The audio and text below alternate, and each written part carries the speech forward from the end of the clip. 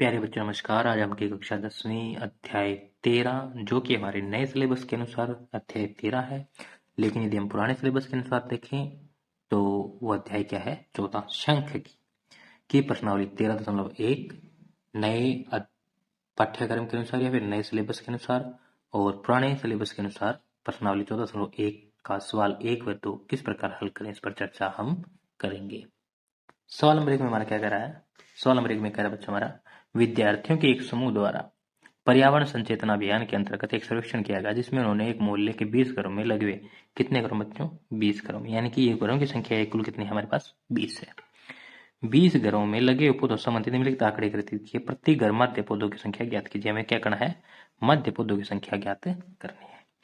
और मध्य ज्ञात करने के लिए हमने किस विधि का प्रयोग किया और क्यों, हमें ये भी इसको बताना है कि हमने इस विधि का प्रयोग किया और इसलिए किया। तो हम देख पा रहे हैं यहाँ पर क्या है हमारे पास, जो हमारे पौधों की संख्या है, वर्ग अंतराल के जो मान है वो सब छोटे छोटे हैं। घरों की संख्या क्या है? ये जो घरों की संख्या है, ये जो मान है FI होगा हमारा, ये भी क्या है? छोटे छोटे। इसलिए हम कौन सी विधि का प्रयोग करेंगे? प्रत्यक्ष विधि का। कौन सी विधि का बच्चों? प्रत्यक्ष का। तो हम लिखेंगे क्या?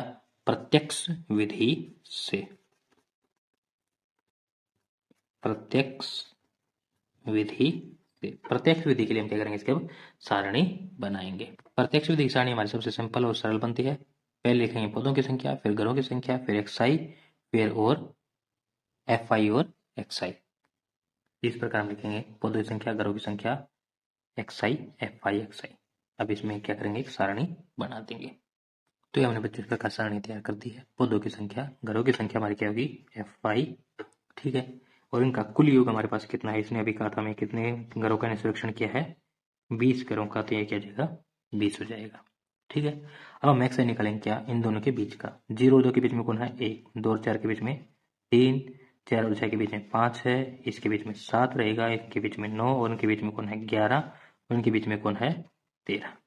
हो गया। अब क्या करेंगे? हम इनकी उसकी गुणा कर देंगे। 1, 6, 5, 35 और 9 छिके 54, 11 दूनी 22, 13 तिये 39। अब हम यहाँ से निकालेंगे क्या? सिग्मा FI XI, यानी इन सबका जोड़। जब हम सबका योग करेंगे तो वो आ जाएगा बच्चों हमारे पास कितना? 162, ठीक है। इसको भी यहाँ से इस प्रकार लाइन लगा के इसमें योग इसका दिखा देंगे भाई। इस प्रकार हमने इसे किया है, ठीक है। अब हम यहाँ से क्या निकालेंगे? मध्य। क्या निकालेंगे बच्चों? मध्य। इसके अंदर हम इसका निकालेंगे। क्या लिखेंगे? मध्य x बार। क्या होता है उसमें? इसका सबसे साधारण सूत्र क्या है? सिग्मा FI XI बटे सिग्मा FI। ये हो गया। यहाँ से भी इसके मान रख देंगे क्या? 162 बटे हमारा 20। 2 से भाग करेंगे तो जाएगा ये 10 पर। इसको भाग करेंगे 2 अठे 16, 2 एकम 2। तो हमारे पास क्या आ गया बच्चों? 81 बटे 10। 81 को 10 से भाग करेंगे तो कितना आएगा? 8.1। अब इसमें क्या लिख देंगे? अतः प्रति घर में पौधों की संख्या 8.1 है, ठीक है। अब इसने हमसे पूछा था कि हमने मध्य ज्ञात करने के लिए ये विधि क्यों की, तो हम लिखेंगे यहाँ मध्य ज्ञात करने के लिए प्रत्यक्ष विधि का प्रयोग किया गया है क्योंकि XI और FI के मान छोटे हैं, ठीक है। यहाँ लिख दें इस प्रकार, यहाँ मध्य ज्ञात करने के लिए प्रत्यक्ष विधि का प्रयोग किया है क्योंकि XI और FI के मान क्या बच्चों? छोटे हैं। इसी के साथ हमारा सवाल नंबर 1 समाप्त होता है। अब हम चर्चा करेंगे सवाल नंबर 2 पर। सवाल नंबर 2 में हमारा सवाल नंबर 2 के अंदर क्या रहा है? किसी फैक्ट्री के 50 श्रमिकों की, यानी कि ये श्रमिक की संख्या है, इनका योग करने पर कितना आएगा? 50। ये हमारा क्या बनेगा बच्चों? FI कितनी है? 50 है। इनकी दैनिक मजदूरी का बंटन विचार किया गया है। दैनिक मजदूरी रुपयों में इस प्रकार देखिए, हम यहाँ पर देख पा रहे हैं कि जो वर्ग अंतराल में दिया गया है इसके मान बड़े बड़े हैं और ये भी थोड़े बड़े हैं क्योंकि गुणा करेंगे तो और भी बड़ा आएगा। इसलिए हम प्रत्यक्ष विधि का तो प्रयोग कदाचित नहीं करेंगे। या तो हम इसमें क्या करें? कल्पित माध्यम विधि का प्रयोग करें या फिर हम कौन सी विधि का प्रयोग करें? पग विचलन विधि का। तो हम इसमें प्रयोग करें कौन सी? पग विचलन विधि का। ये हमें श्रमिकों की संख्या दे रखी है। एक उपयुक्त विधि का प्रयोग करते हुए इस फैक्ट्री में श्रमिकों की मध्य दैनिक मजदूरी ज्ञात कीजिए। तो इसमें पूछा नहीं कि आपने कौन सी विधि प्रयोग की। मैं आपको बता रहा हूँ कि हम क्यों प्रयोग कर रहे हैं पग विचलन का, क्योंकि यहाँ पर ये मान क्या है? बड़े बड़े हैं। तो इसलिए हम क्या लिखेंगे इसके अंदर लिखेंगे बच्चों हम क्या? सवाल नंबर 2 का हल इसमें लिखेंगे पग विचलन विधि से। ऊपर दर्शा देंगे पहले ही किससे करें हम पग विचलन विधि से कर रहे हैं तो हम ऊपर बता देंगे ताकि अगले को परेशानी ना हो, वो स्टेप देख के समझ जाए कि हमारे सही है या नहीं है। तो इसके अंदर बनाएंगे हम इसकी सारणी।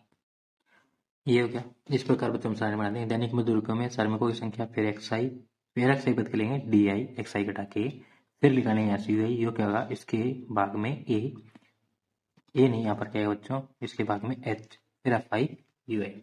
तो ये सेल करते हैं किस प्रकार कैसे होगा।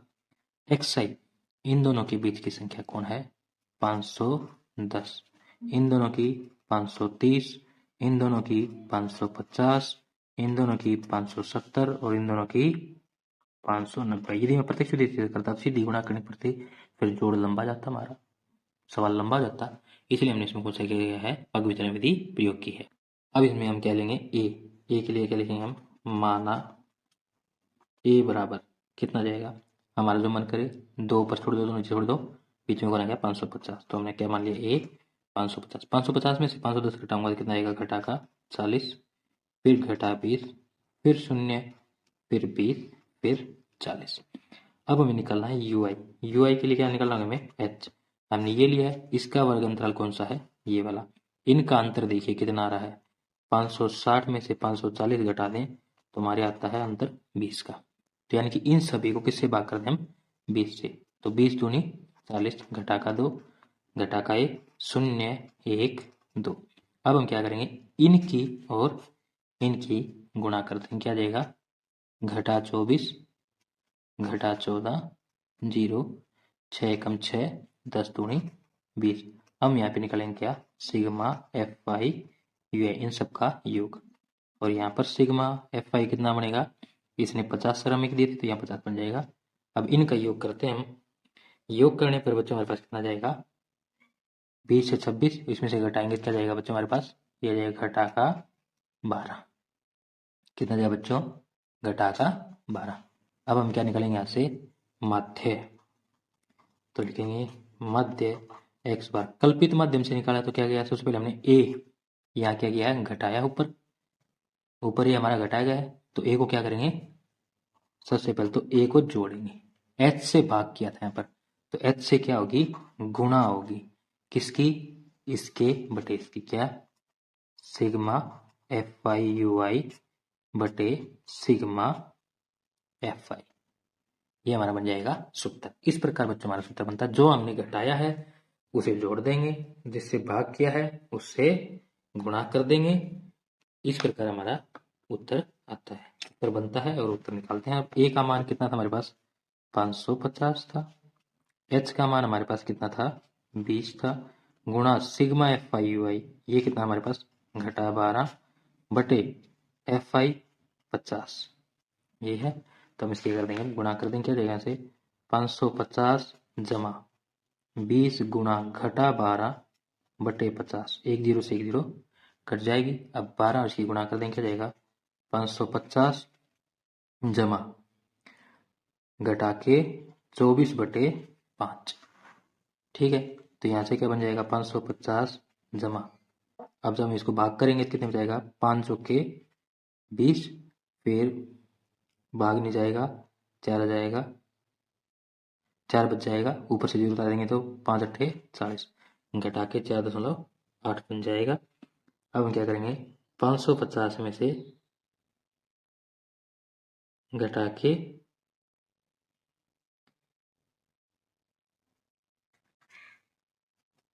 4.8 को घटा देंगे, तो हम यहाँ करेंगे 550 घटा के 4.8, तो यहाँ से क्या जाएगा बच्चों,